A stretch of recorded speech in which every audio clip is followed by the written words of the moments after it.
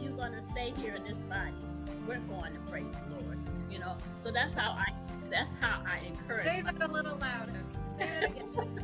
The people in the back. Well, the people in the back, you have to speak to that illness. Speak to that illness. Hello and welcome to another edition of Overcoming Illness.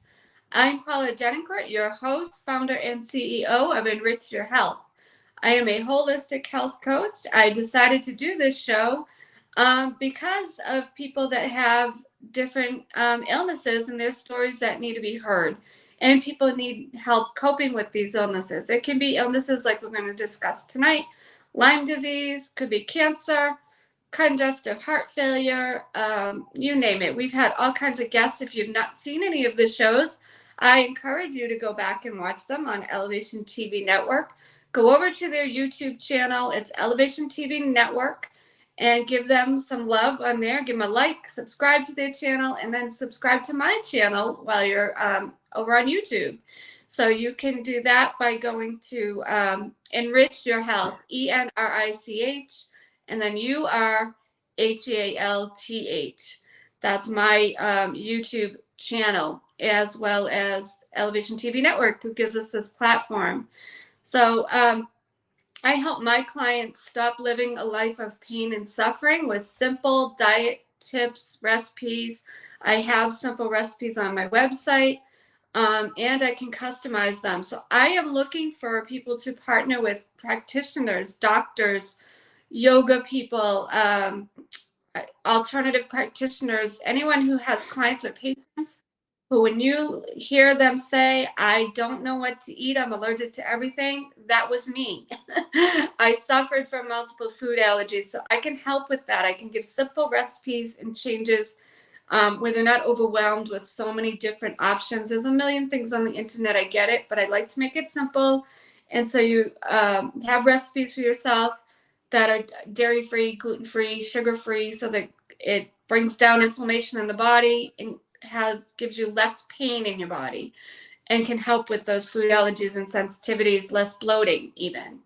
I do want to also thank my sponsor this month, Paula Resendes of Traina Supplements.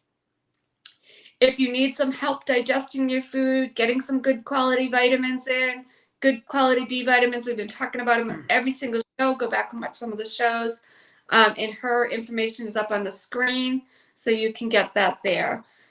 Without further ado, I am really super excited to have my guest tonight, Larry Dapsis. He is an entomologist from Cape Cod Cooperative Extension. He's been an entomologist since the age of 5. Can you even imagine? Bachelor's of Science degree in Environmental Science and Biology at Fitchburg State University, and that's in Massachusetts, and MS Entomology at the University of Massachusetts, Amherst. 43 years of professional pest management experience, including vegetables, cranberries, and household insects. Joined Cape Cod Cooperative Extension in 2011 as Deer Tick Project Coordinator and entomologist, and is a member of the Barnstable County Task Force on Lyme disease and other tick-borne diseases. And for those of you watching worldwide, Barnstable County is in Cape Cod, Massachusetts. So his additional responsibilities include invasive species monitoring, master gardener support, insect identification, and as a general resource for the county, educational areas include prevention of tick-borne diseases, insect evolution, pollination, ecology, pest management, general entomology, forensic entomology, and edible insects. Okay, Larry, that bio is really testing my abilities with my grammar. But welcome to Overcoming Illness. So, Larry, tell us a little bit. It'll make you a star. It'll make you a star on Scrabble. All those words make you a Scrabble star. You know, you and get those into your lexicon. You could close out a game in 3 moves. right? So, Larry, tell us a little bit about your background, where you So, grew Paula, up. thanks for the invitation. Sure. I am a Massachusetts native. I grew up in the central part of the state, and I was born in a city, and I stayed there most of my early years, and then when I became 18 and decided on college, and I was thinking of different. I knew at age 5 that I was going to be a scientist. That flat out. I just didn't know what kind of scientist. I mean, I had an interest in insects, but the natural sciences overall, but also you know. I wandered into geology, and I wanted to, think about NASA at the time because Gemini and the Apollo programs were big when I was a kid. So I knew I was going to be in the sciences. But when I decided to go someplace that I could afford as a young poor kid, Pittsburgh State came to light, and I entered their biology and environmental sciences program, and I took a strong interest in surface water ecology. In fact, I had a big internship with the Nashua River Watershed Association, where we were looking at indicator organisms as and different species of insects and other invertebrates as indicators of water quality. So that was a really interesting one. But then I decided when I was finishing up that I did want to go to graduate school, and then you have to kind of pick a specialty there. And it looked like at the time going into entomology for me made a lot of sense. And so I wound up going to Mass Amherst and started out in vegetable crop entomology in the arena of interest management. So, um, looking at basically insect life cycles as they pertain to crop production and looking for weak links in life cycles and trying to figure out, what the rational approaches should be for managing all these serious things that can impact, our ability to supply food. And so I did that for about 3.5 years, and then entered the workforce. And and I entered the workforce at a bad time. There was a big recession, and so the opportunities weren't many. But I wound up going into consumer product development. So products that people could buy to control insects in their households, like cockroaches and flies and fleas and whatnot. So I did that for a few years with a couple different companies, including Black Flags. So for you baby boomers out there in the United States, you may remember that brand of products. And I am the father of the new and improved Roach Motel. Okay, but then it became time to, in my mind, get a real entomology job, and that's when I joined Ocean Spray Cranberries, where I started out as the bug guy for North America, covering New Jersey, Massachusetts, Wisconsin, Washington, Oregon, and British Columbia, and a little bit in Quebec. And so I was at Ocean Spray for 24 years, but Wow. after 24 years, the only thing I didn't do was make juice. And so then my career path made a hard left turn from agriculture into public health. And that's when I joined Cape Cod Cooperative Extension as the entomologist. So my responsibilities are for the general public.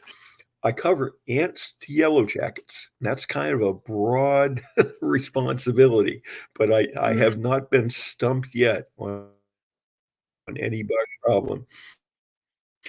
Big focus and it really important to southeastern Massachusetts and many areas of the United States and other countries is the prevention of tick-borne diseases like Lyme. And in Massachusetts, we are endemic not only for Lyme, but with these deer ticks, 4 other significant diseases that these ticks can transmit. And that's just one of the ticks that people have to deal with here. But it goes well outside the borders of Cape Cod. This is Lyme is Mhm. something that's endemic in 100 different countries around the world. So it's not only through North America to varying degrees, um, but also to up and coming big problem in Europe and Western Asia, and certain parts of Asia, Southeast Asia. Oh, didn't know that. Yeah. So Lyme is actually out there in a bigger bigger coverage. It's just that the medical community, hasn't really kept pace with the people that get sick. I mean, because like a whole bunch of other diseases, as you know, Paula. So Lyme is occurring in places where it's just not recognized, and that's true here. Getting a correct diagnosis of Lyme disease is kind of a tricky thing. There's just not a Right. good mousetrap for that, and that's why prevention is the key. That's the foundation of the program I manage. Hmm. So I love your tie. Thank you. Am I overdressed? Not at all. That was a You that just was for a the gift occasion. from one of my workshop fans. Hmm. Well, that was a cute little gift. So back up a little bit. Growing up, did anybody influence you in studying bugs? Actually, the big influence for studying insects came from a couple different places. Hmm. One is, as a kid, I used to just collect things that were cool, that looked interesting. Because back when I was a kid, we didn't have computers, we didn't have the internet, we did not have cable television.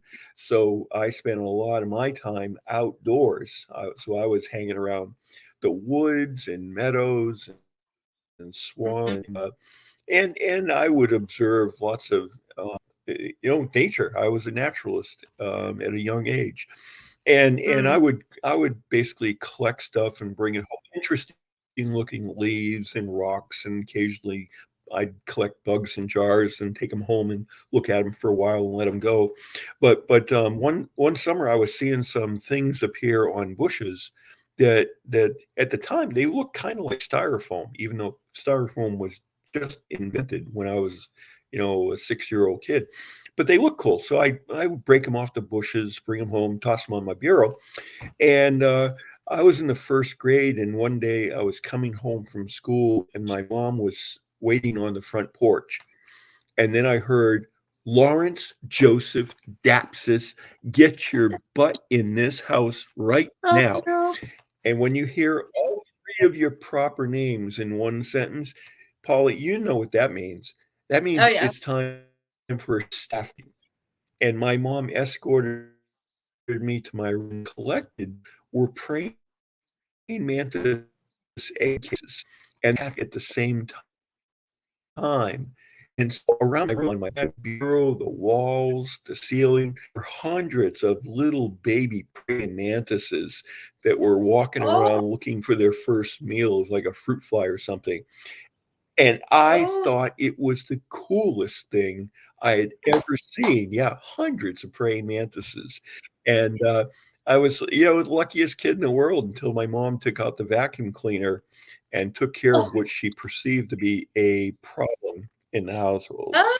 So that was the end of my housemates for a while. But I think that did have a lasting impression upon me. When I was finishing up my biology degree at Fitchburg State, I had taken entomology along with a lot of other zoology courses and whatnot, and I still wasn't exactly sure what I was going to do with it.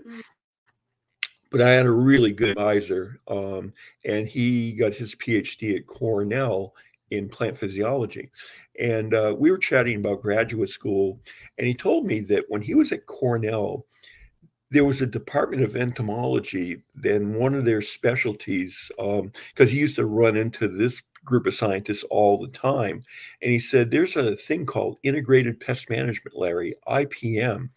And he said, if you go into a degree in entomology and integrated pest management, not only might you have a job in a very specific field, but you can make some money, some good job opportunities. And when I looked into entomology and pest management, I saw a big world in front of me.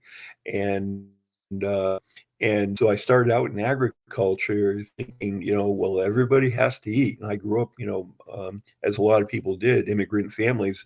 A lot of my family's background, we farmed. We farmed up. Um, I'm really the first generation in my family that didn't grow up on a farm or farming, but I've got a lot of farming behind me, and so I had a great appreciation for agriculture at an early age, just because of that's where our family came from, and so starting vegetable crops was wonderful, and then when I went into the job market and was testing the waters, and then wound up in cranberries for 24 years. I mean, it's in which was unique because that's farming in a wetland ecosystem, which is kind of a Mhm. tricky thing with trying to grow and maintain things like water quality and uh, we evolved to a point we are great at being able to manage crop in a environmentally compatible way. But like I said, it was time to eventually move on, and that's when I wound up with cooperative extension. And now, um, the big thing when I joined extension was when my opened. I mean, I'd heard of Lyme disease when I was in primary, didn't renew on my course, but I didn't understand probably to the full extent.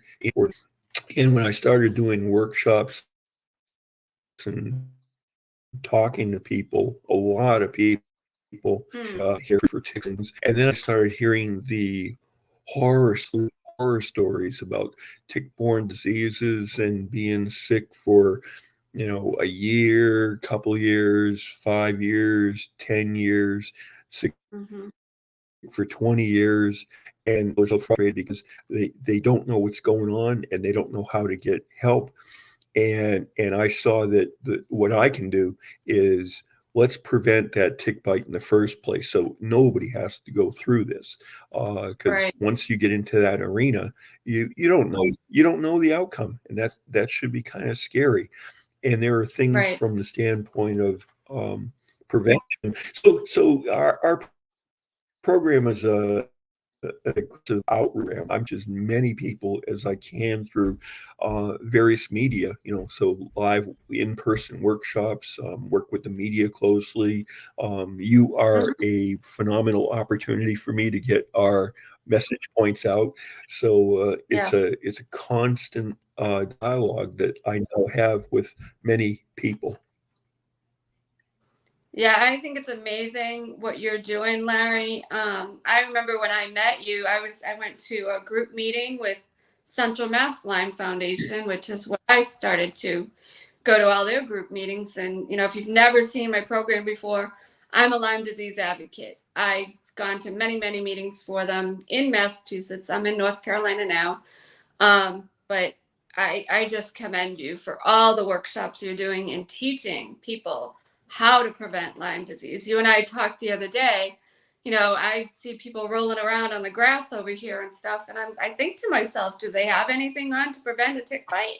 Probably not. They probably don't even think about it. I mean, they're all dressed up. It's a restaurant right aside of it, and they're all dressed up to the nines going to this Mhm. expensive restaurant. I'm on a lake. It's beautiful here. And I'm like, these kids, they're young, they're just rolling in the grass. I'm sure they're not thinking of putting on some DEET or something, rolling in the grass. I Sure. guarantee you that. So we need to educate. So with that, Larry, let's talk about some of the things people don't think about, even with, with ticks and prevention. So considering the mild winters that we've had, what is the likelihood of an increased tick population this year? And what are experts predicting? You were telling me it's a little bit different for the South as it is for like New England or Massachusetts. Sure. In the Northeast, in the upper central Midwest, I mean, overall, we had a mild winter across the board. And I normally get calls in the spring from the media like, Larry, what's the tick for? When tick season start? I say, I say, well, it started. It never ends Right. actually. Right. So it's 365 days a year. In terms of whether this is the year of the tick apocalypse, I take a kind of let's look at this from a scientific standpoint. Mild weather does not create a tick population. And the idea that even if you get a cold winter, it'll kill off a number. Ticks actually, the cold weather, even really cold weather, like when I was traveling to Wisconsin as a cranberry scientist. I mean, in Wisconsin, 25 below zero, happens all the time out there. And in Wisconsin, ticks are quite healthy, and Wisconsin's quite endemic for Lyme disease. So even in our worst winters here in the Northeast, Paula, the ticks are not impacted. They actually synthesize a chemical called glycerol. Well, these guys make antifreeze.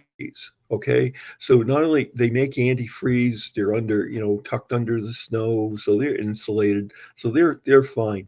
So what I tell people in the media is that in order for us to have the tick apocalypse, that would have been due to events that would have happened 2 years ago. If we had a huge tick population rolling over us, it would have been because that we had a phenomenally large acorn crop 2 years ago, which would have made the mouse and chipmunk populations and other rodents spike last year, and that would have led to an increase in tick populations this year. But acorn crops go up and down, and so what we see in our surveillance is tick populations vary year on year, but not they don't oscillate like here and like down Mm. there. It's more of a matter of prevailing environmental conditions that allow them to be active. So whenever you get temperatures above freezing, there's no snow cover. Yeah, ticks are active. If you get periods in the summer where it gets very dry and the humidity is low, you're going to have lower exposure risk because the ticks are down in the leaf litter trying to stay hydrated. They desiccate. Deer ticks desiccate quite quickly. Hmm. And then if you get, rain and ambient humidity going up, that's the ticks will be more active. So, but I tell people that tick season starts January 1st, goes to December 31st. And so when the environmental conditions are favorable, you have tick activity. And here in Massachusetts, and in workshops, I show people the case data. And if you look at cases of Lyme disease by month, you see cases of Lyme disease in the Northeast, January, February, March, Hmm. April, all the way to December. But the bulk of the cases are during the summer months. So, Right. which is what we're coming into right now. So Mhm. 85% of the cases occur during the summer, but it's all throughout the year. It's So yeah. it's not going to be the apocalypse. It's mild winters. It just means the ticks were more active earlier. People were, taking advantage of the nice weather in the early spring, getting outside. So they're surprised that um, that they're out there in March and they're getting tick bites. So it's more Right. of a matter of people activity than anything else. Right.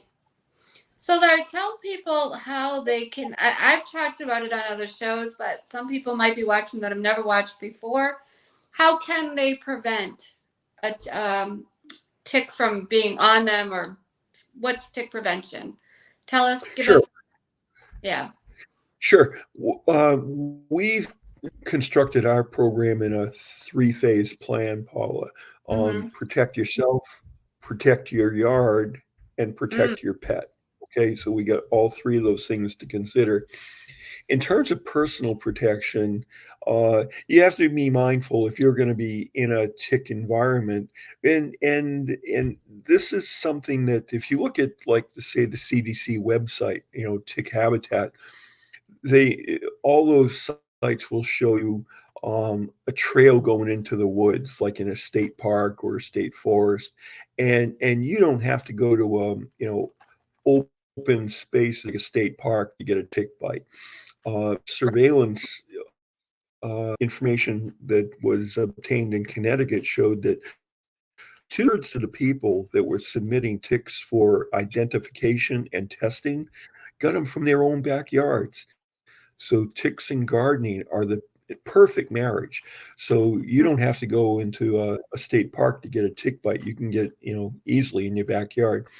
right. And so, if you know you're going to be in a tick environment, and it's not, the middle of your lawn, deer ticks don't, that habitat, direct sunlight, short grass, they don't survive there. But you get to the edge where there's, like partial shade, leaf litter, transition in bushes and shade trees. So you get lower temperatures, higher humidity. That's where you're going to find these deer ticks. So you just have to be mindful of that. So if you are going into a tick environment, it's certainly recommended, the long pants tucked into your socks. Yeah, it looks dorky, but it's effective. Keeps the ticks on the exterior of your garment. But people during the summer like to wear shorts and stuff like that, and so even if you're wearing shorts, um, wearing proper shoes and socks is important, and wearing light colors makes it easier to see the ticks. I tell people when you come in from a outdoor activity, first thing you do is to get ready to do a tick check is throw your clothes in the dryer for 20 Yeah. minutes. That's all it takes to kill any ticks there. You don't have to throw them in a hot water wash and then put them in the dryer forever. Just 20 minutes Right. in the dryer, enough. And then that's an opportunity to, what you should be doing is a tick check. And as a lot of people experience, ticks can get in some funny places. So Right. the typical places are, on your hip, around your neck or behind your knee, but you got to think about between your toes, your pelvic area, under your Mm, arms. So they um, any tight places where clothing becomes restrictive is a place where you're going to find a tick, but you can mm, basically find them anywhere. And the stages of the tick, if you were going to create a search image, what should I be looking for? I tell people when you do a tick check, using your fingertips is probably the best way to do a tick check. Is you feel around and feel, where you come across a bump where you never had it mhm. before. So your fingertips are very good at tick checks. But in terms of size, the adult stage of the deer tick that's out from September till there's still some out about now. They're about the size, if you look at seeds on a bagel, sesame Yeah. seeds. So an adult stage deer tick is about the size of a sesame seed. But the nymph stage of the tick that started, especially with this mild weather up here, started coming out, 2 to 3 weeks ago, and they'll be with us until mid-August. And those things are the size of a pop, okay? So something really tiny with 8 legs, a bad attitude that can plant you on your butt for a very, very long time. So looking for something the size of a seed is a challenge. So that's why we see 85% of all tick-borne diseases in the Northeast occurring during the summer months when that nymph stage is active. Okay, Mm, so we got proper clothing, proper footwear, and then you think about repellents as a first line defense. And yeah. repellents, that's the best tool we have in the box. and people, are confused. It's like, people read, they should be using a bug spray. Well, that's a little bit too general of a recommendation. Repellents that are for skin, so like products like off, or products that contain DEET or alternatives to DEET like picaridin or oil of lemon eucalyptus, and those are for treating your exposed skin. And what that means is the tick won't bite you where the repellent is, but it just Okay. might keep walking along until it finds a place where there's no repellent. But those type of products are very good for exposed skin. What I found and really drive home to people is that there's a repellent to treat clothing. Okay, so shirts even, but pants and socks and footwear, and it contains the active ingredient permethrin. Okay, Yeah. and what I found is that, you see casual references to this in a lot of extension literature or media writings like, oh yeah, you can get, treat clothing with permethrin. It's kind of like, okay, have a nice day. But what does that mean? Well, when I started doing research with permethrin to see, okay, what does this bug spray really do? What I found, Paula, is that if a tick gets on a treated fabric surface for 60 seconds, one Hmm. minute, that tick is guaranteed to die. Okay. And as Martha says, that's a good thing. Right. And the tick might not die in 60 seconds, but it's impaired. You can see it, uncoordinated walking and stuff. But that tick, 5 minutes later, it might be dead. Might take 10 minutes, a little bit longer, but the outcome is absolutely guaranteed. And so that is the most effective tool in the box. And when I turn people onto this, Paula, and then they go outside into a tick infested environment, um, they will get back to me and say, Larry, this stuff is magic. And the biggest problem we had on Cape Cod was finding product. So I met with all the owners or managers of the major garden centers on Cape Cod, and now they're all stocking product. Oh, wow. And when I go in and do store checks and talk about, how are sales going, and in recent years, the product is flying off the shelf. So the Mm, word is getting out, and a lot of good. people are onto this, which is a really good thing.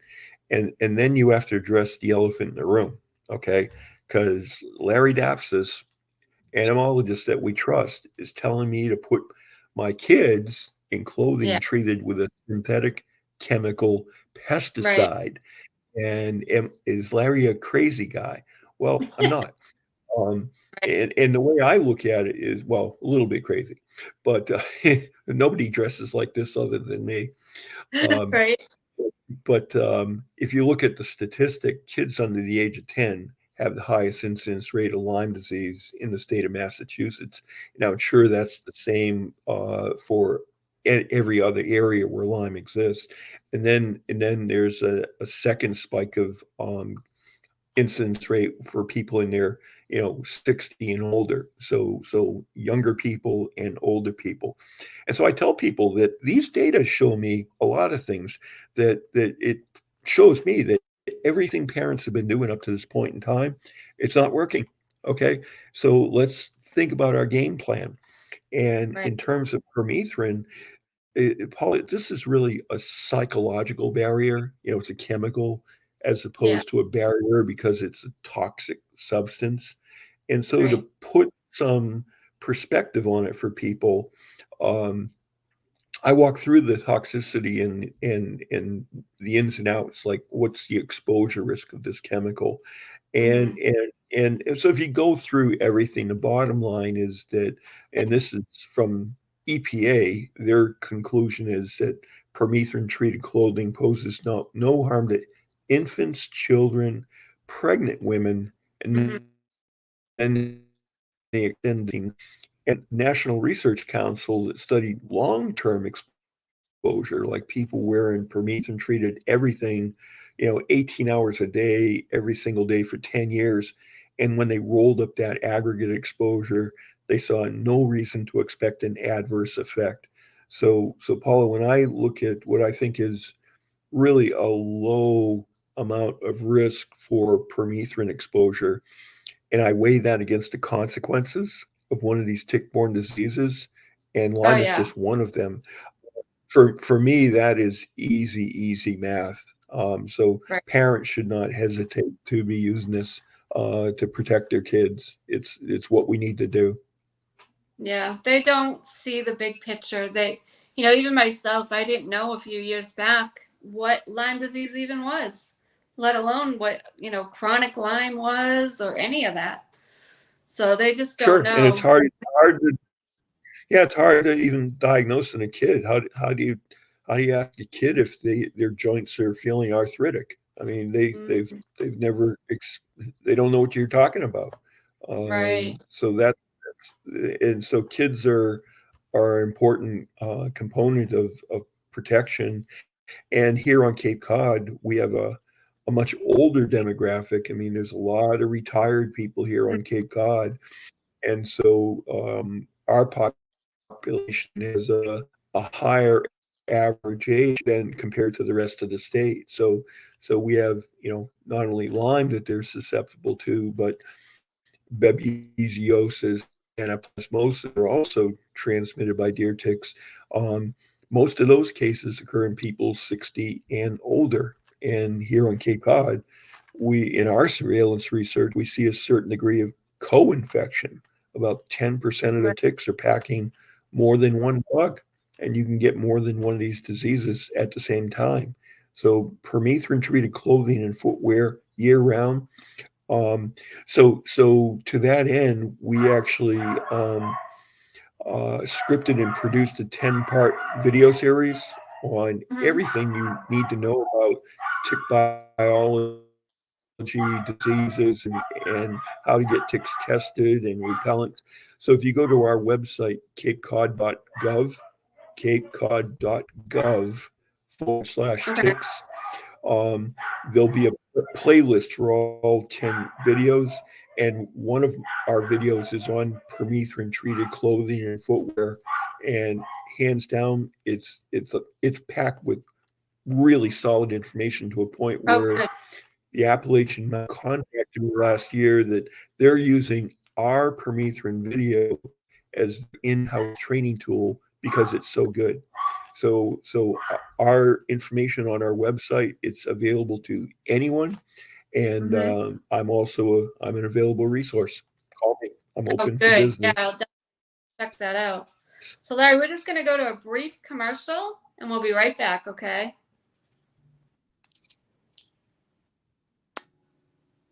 Will do.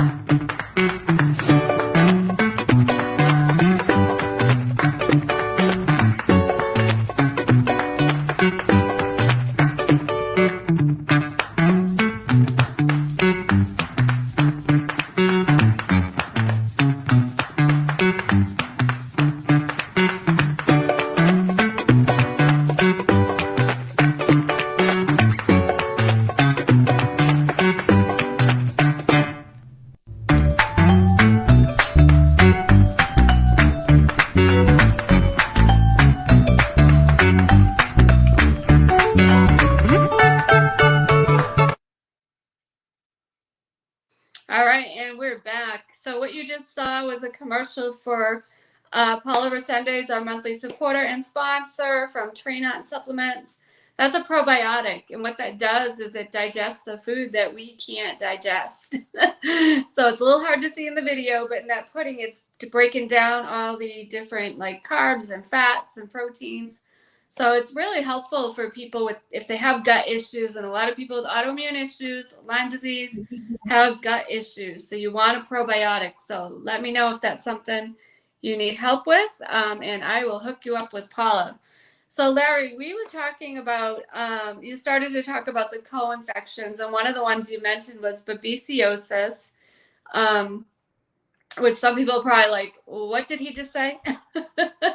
What is that called? So the CDC recently posted, It's one, yep, it's one of those one of those Scrabble words. Right? So the CDC recently posted about a significant rise in babesiosis. So tell the people a little bit about, help them understand what the heck is it all about co-infections. Like you've got Lyme disease, but there's also infections that come under the umbrella of Lyme disease, and babesiosis is one of them. So tell the people a little bit about that. Sure. So deer ticks, there's we now know of 5 different pathogens they can transmit to people that make them sick. So we have Lyme, by far and away is the most prevalent, but Babesia, and after a while, Paula just kind of rolls off the tongue. But anaplasmosis, relapsing fever, and Powassan virus. Yeah, the CDC, there was a lot of media coverage lately that there's been a 25% increase in the amount of babesiosis out. Well, we don't know so much about that type in Cape Cod for a number of reasons, but it's not, babesiosis is not new to us. In fact, the first case of babesiosis in the United States was diagnosed in 1959 on Nantucket. So basically, Cape Cod. And so we've known about this organism, and it's a player here. I know people have had it sometimes with Lyme, and babesiosis. It can land you in the hospital in a heartbeat. This is like, it's really kind of like getting malaria, and so your plate counts will drop like a rock off a cliff, and it, unlike Lyme, it can be directly fatal. And we see Babesia infected ticks in about 10 or 12% of the tick population.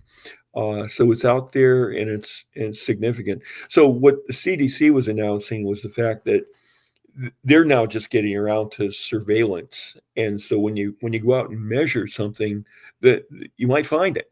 And that's what the CDC is discovering, is that it was there. It looks like an increase, but because if you start it, you're not measuring it, and now all of a sudden you look, it may have been out there at a low level, and now it's 25% more. It's just you're looking for it, and so the way the data are being collected in Massachusetts now is different. So we don't have insight into number of cases. It's our state Department of Health is recording number of visits to an emergency room due to a tick bite, and then discharge with what looks like maybe a tick-borne disease. So we've lost some visibility, but the argument is that the data that were being reported from doctors was flawed. It's way underreported in the CDC.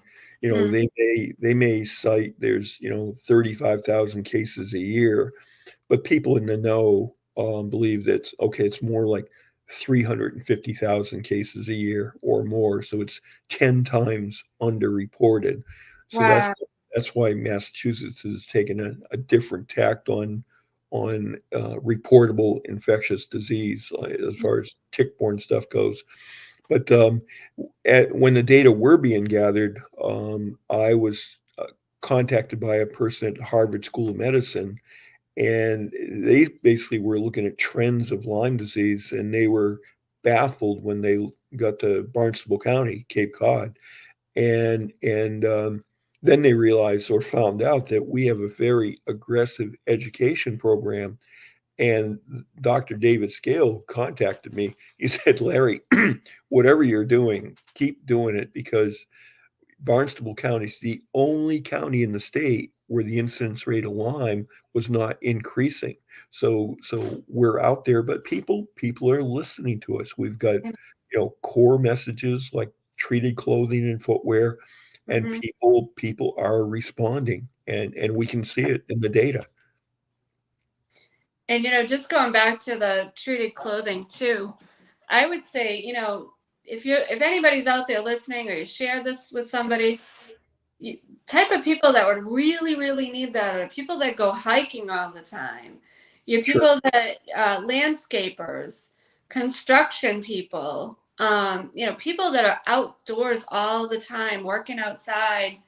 Um, that's what I would, besides kids, just adults that are always outside and working, and that putting that clothing on is going to beat trying to spray yourself with off or some other type of stuff all the time. So or Yeah, or people tend uh, to look at those all natural products, and all natural, it sounds good, and mhm.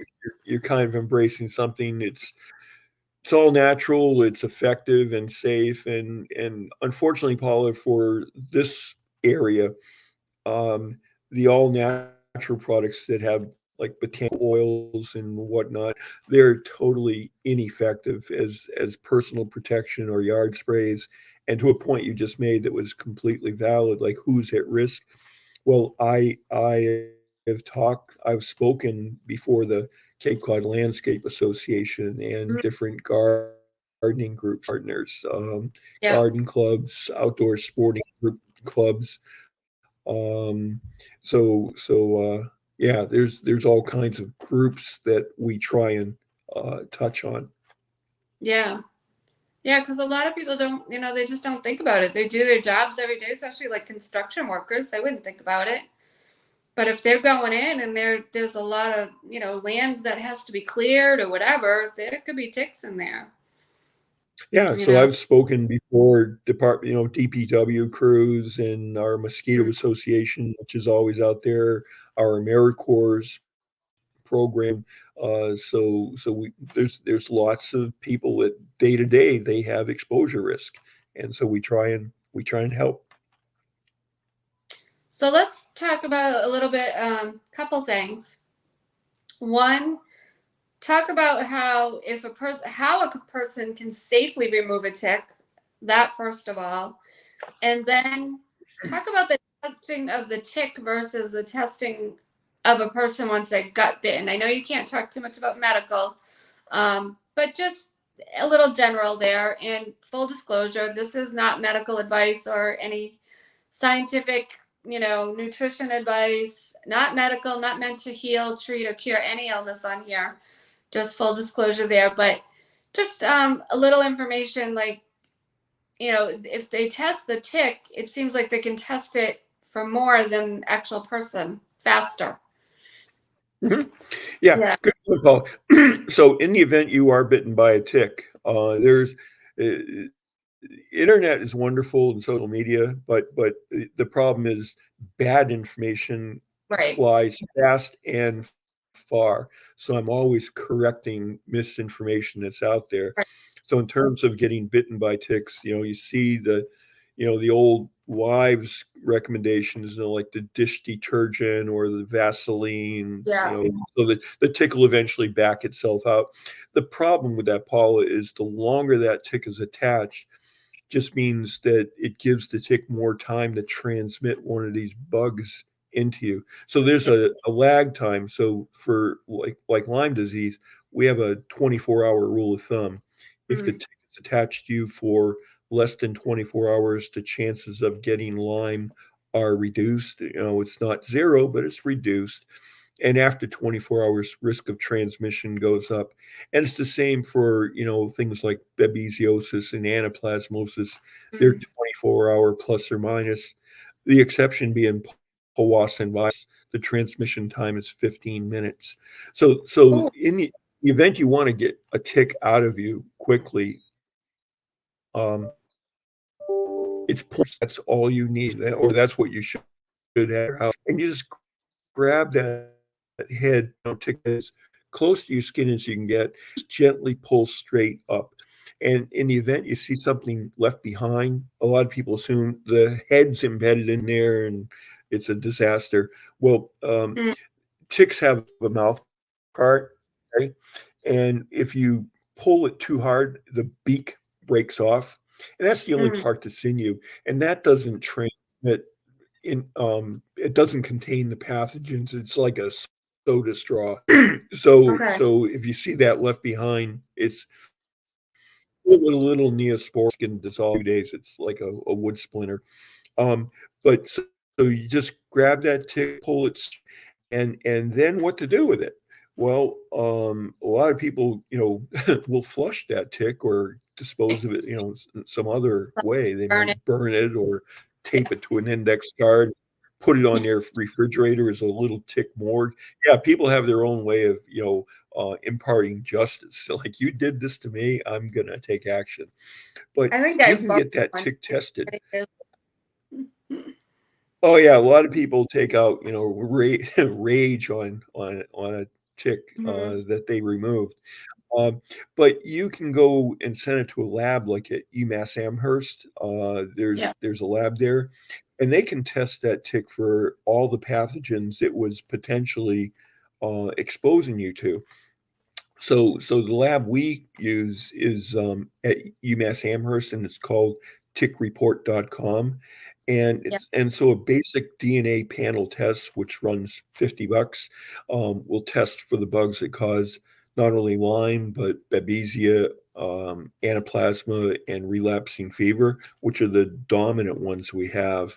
Um, and so once they receive that tick, you're going to get that report in 3 business days or less. Very quick turnaround. Right. And while you were talking about, people getting a blood test for Lyme disease, how accurate is that versus getting a tick tested? Right. Well, the human tests for Lyme disease, you can get false positives, you can get Right. false negatives, you can take the test at the wrong time. So there's a lot of ins and outs to testing a person for Lyme disease. But for this tick test, um, this technique is 99.9% accurate. So if it says that tick is packing the bug that causes Lyme, it is. That's the deal. Uh, Right. so tick testing is extremely accurate. And so for a patient, it's actually good because you have solid data that Right. you can now, if you're not feeling good, now you're going to have a conversation with your primary or your kid's doctor. You can say, hey, my kid was bitten by a tick, say 3 weeks ago, and is not feeling good, or I'm not feeling good. And this tick that we pulled off had this, and maybe even this, because we've seen carried pathogens. And so for a doctor that's really kind of willing to, open their minds a little bit, and Cape Cod doctors, they're getting there. Um, Initially, it was like, tick test. What does that tell me? Well, it tells you what your patient potentially was exposed to, so that now you can look at your patient and hopefully start looking at what should be, part of the clinical profile, or for what is before you. And so I'm happy to report that some people have told me that there are some doctors, in response to getting, a call from a person that got a tick bite, they say, I'm not going to do anything till I see the tick report. And I think that's good news, is that Yeah. doctors are now taking these data and utilizing them, which is really, really good. That is good news. That is good news. Yeah, I just really wanted to address that because who would think if you test a bug or a Yeah, tick that it would just be so much simpler than having to go through all these tests yourself. It just kind of saves that person from a lot of things that they don't need necessarily if that tick gets tested. So, sure. And if the tick test comes back negative, as long as that was the only tick on you, if right. that comes back negative, that's a peace of mind, Paula. That's a peace of Absolutely. mind. Absolutely. So let's talk quickly. We only have about 5 minutes, but just some quick myths. Like there's deer ticks and dog ticks. What can you tell us about that? Sure. Dog ticks are very common here in the Northeast, and dog ticks, I consider them more of an annoyance than a real health threat here.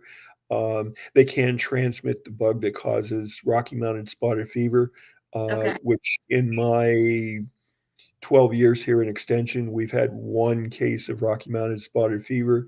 Down where you are, Virginia, North Carolina, Rocky Mountain is much more common in southern states. So dog ticks down in your area, dog ticks are, they're more of an important part of the landscape as well as deer ticks.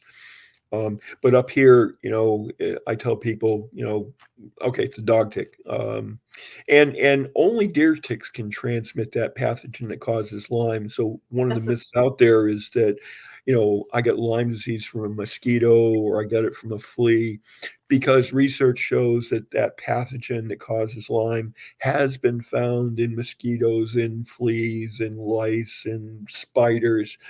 And just because you find something like pathogen like Lyme in a bug like a mosquito does not equate to it being a successful vector. So yeah, people have find this bacteria in the mosquito, but it can't transmit that pathogen. Okay, and there's all kinds of complex biochemical reasons why that occurs. So this disease that causes Lyme is specialized for this deer tick.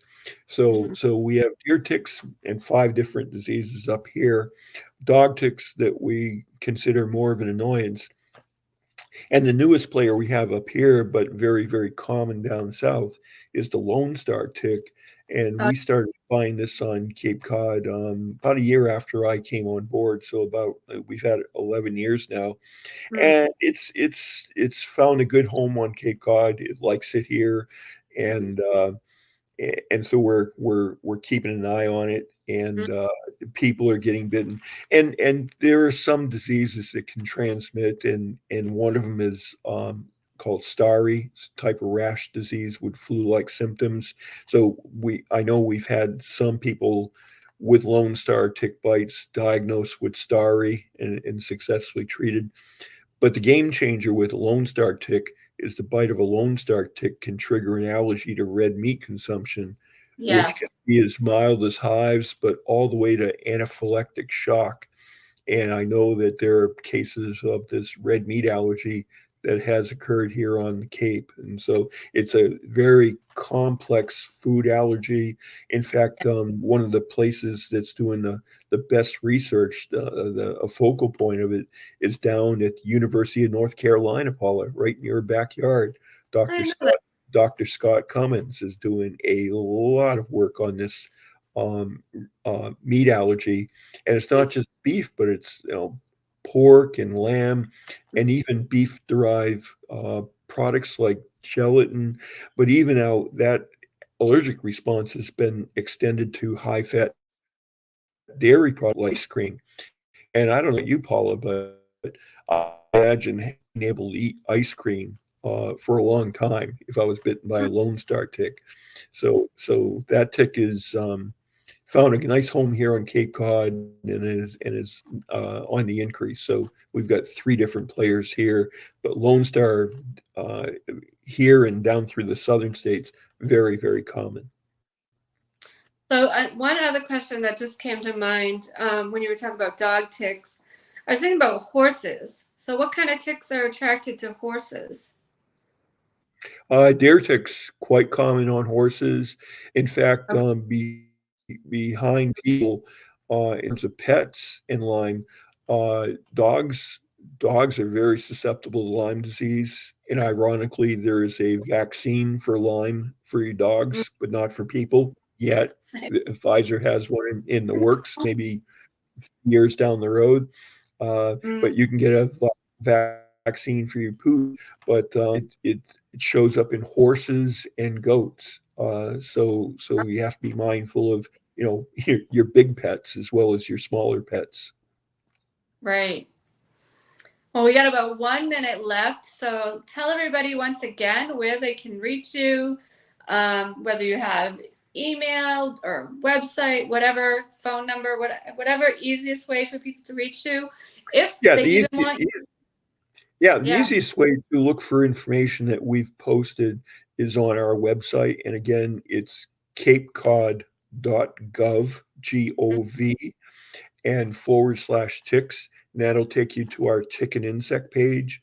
And okay. again, we have the video series. It's 90 minutes of material in like 10 little buckets. So you Mm-hmm. can make yourself some popcorn, pop a Yeah, cold one, yeah. and you get a lot of information. And as a bonus track, Paula, a documentary was made about me and our efforts here. Yeah, it's called Tick Days. An independent filmmaker followed me around for about a year, and this documentary showed in a number of major film festivals. So Wow. I'm quite proud of that. So that's on our website as well. It's called Tick Days. Mhm. And for further questions, my contact information is on our website. Okay. Well, this has been fascinating. I'm just going to sum up a couple of things because I think it's a lot of information for everybody. But I think you really helped us with some myths. Like a lot of people talk about other insects can carry Lyme. You mentioned it can carry it, but it can't transport it. So that's huge. That's really good to know. Talking about the chemicals in the clothing, a lot of people are concerned about that. You address that, like what's worse, being ill the rest of your life from a Sure. tick bite, and trying to pay for all this medicine and herbs and whatever it takes to get well, or to just wear this chemical that has a low exposure rate. So you gave us scientific backed evidence, which is huge. I mean, I can tell people till I'm blue in the face, but I didn't have that scientific evidence, so that's huge. And then just talking about the dog ticks versus the deer ticks. The deer ticks are attracted to the horses, which that's what's the deer ticks are transporting the Lyme. So I think we really addressed a lot of myths that people weren't aware of. And especially I see this all the time on Facebook, the like putting the dishwashing liquid, the Vaseline, different things on the tick. What I was told, and you can probably tell me this too, is it can aggravate the tick too to put that stuff on there, so it's going to bite harder. I don't know. That's a myth as well. That's Yeah. a little Okay. anthropomorphic. Is that you read don't agitate the tick because it'll throw up. Well, Yeah. tick So plumbing doesn't work like that. They're not going to. You can't make them mad and they throw up and get you. So take that off the table as well. okay, but it's good for people to know. And one last tip that I've mentioned on another show too. I have a friend that goes hiking all the time. He uses a sticky roller to roll over all of himself before he even goes inside. So he gets a lot of the ticks on the sticky roller. That's a So good that's idea. Yep. yeah. So Larry, this has been great. Thank you so much for taking the time out to speak to us tonight. And I'm just so appreciative. I mean, I've learned a lot. So thank you so much. And once again, I want to thank my sponsor, my monthly supporter, Paula Resendez. If you guys need some good quality supplements, if you have an autoimmune illness, not just Lyme, or just not feeling so great, you want to check out her supplements. They're really good quality. I would recommend them. We have really good stuff. So you can go back and watch some of the replays to see a little bit more about the supplements. And I'm looking for more monthly sponsors, daily sponsors, business spotlight people, and people that need my services, because you might need recipes, and people for the show. If you've overcome an illness or going through an illness, I need you. People need your stories. So thank you again, Larry. Thank you, everyone. We will see you next Sunday. Good night, everybody.